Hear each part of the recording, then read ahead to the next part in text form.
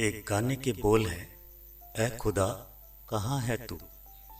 यह बोल या ये गीत जिसने भी लिखे वो ईश्वर से या खुदा से ये जानना चाहता है कि जब इतनी सारी समस्याएं हैं, लोग इतने दुखी हैं, इतने पीड़ित हैं, इतना अत्याचार बढ़ रहा है, तो तू कहाँ है और क्या कर रहा है, क्या देख रहा है। अक्सर जब भी हम मुसीबत में होते हैं, हम किसी समस्या में होते हैं, हम किसी परेशानी में होते हैं, तो हमें ईश्वर याद आता है।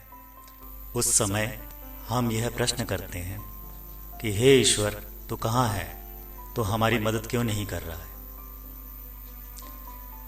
लेकिन क्या वास्तव में ईश्वर को आपकी मदद करनी चाहिए?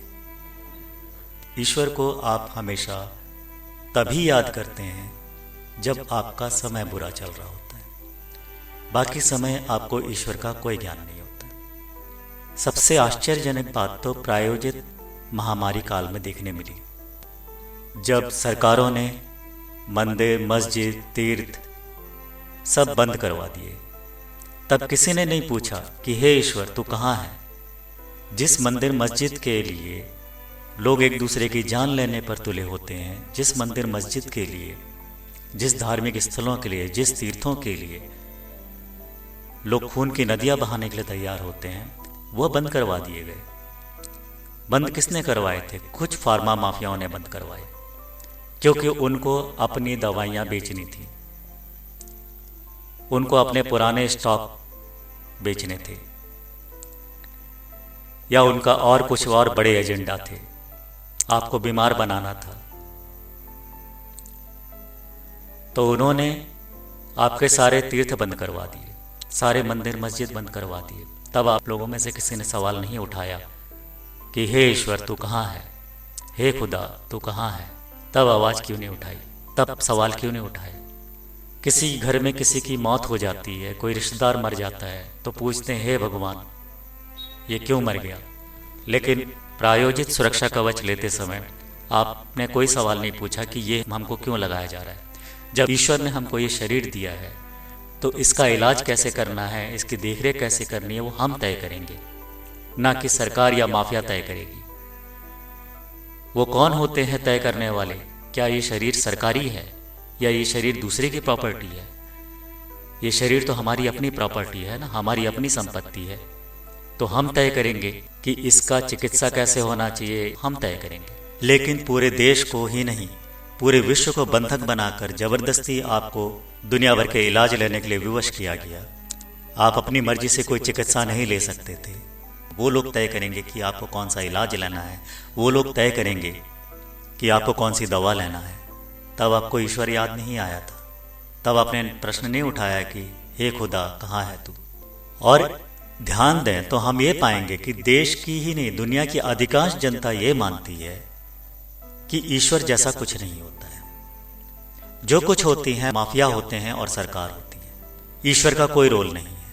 और वास्तव में देखने भी यही मिलता है, जब माफिया और देश की सरकारें गठबंधन करके जनता को लूटती हैं, जनता पर अत्याचार करती हैं, तब ईश्वर का कहीं पता नहीं चलता है। सब यही कहते हैं कि जब इतना कुछ हो रहा है तो ईश्वर आता नहीं है। लेकिन सच तो यह है कि ईश्वर पे आपको विश्वास है ही नहीं। आप तो सरकारों पे विश्वास करके बैठे हैं, आप तो माफियाओं पे विश्वास करते हैं, ढोंग करते हैं ईश्वर पर विश्वास करने का। पूजा पाठ, रोजा, नमाज, व्रत, उपवास, ये सब करके आप सिर्फ ढोंग कर रहे हैं। लेकिन दौड़ते किसके पीछे हैं? नेताओं के पीछे दौड़ते हैं, बाबाओं के पीछे दौड़ते हैं, फार्मा माफियाओं के पीछे दौड़ते हैं।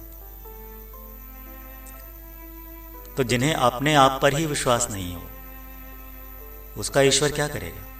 फार्मा माफियाओं ने जितने ईश्वर, अल्लाह, देवी देवताओं को एस्टैब्लिश किया है, वो सब दुकानदारी के लिए किया है, अपने धंधा चमकाने के लिए किया है, नोट कमाने के लिए किया है। तो उनके बनाए ईश्वर, उनके द्वारा थोपे गए ईश्वर आपका भला क्यों करेंगे? वो तो उन्हीं का भला करेंगे ना, क्योंकि चढ़ावा, चंदा, कमीशन सबसे ज्यादा तो वही देते हैं। आप कितना दोगे? और अगर ईश्वर उनके विरुद्ध कोई कार्रवाई करेगा तो उनका घर उजाड़ देंगे, ईश्वर बेघर हो जाएगा, वो टेंट में रहने लग जाएगा बेचारा, ये जंगल में भटकेगा। तो हर कोई चाहता है कि उसका घर सुरक्षित रहे, ईश्वर क्या चाहेगा कि उसके घर में बुलडोजर चल जाए? यही वजह है ईश्वर डर की वजह से कुछ नहीं बोलता है।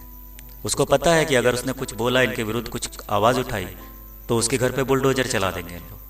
तो फार्मा माफियाओं के या माफियाओं के या सरकारों द्वारा या धर्म के ठेकेदारों द्वारा स्थापित जितने भी ईश्वर अल्लाह हैं, जितने भी देवी देवता हैं, वो आपका भला नहीं करेंगे।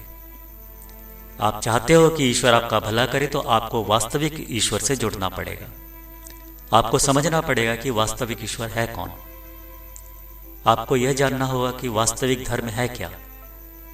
जब तक आप ये जानने का प्रयास नहीं करेंगे, जब तक इसको समझने का प्रयास नहीं करेंगे, ना तो ईश्वर आपकी मदद करने वाला है,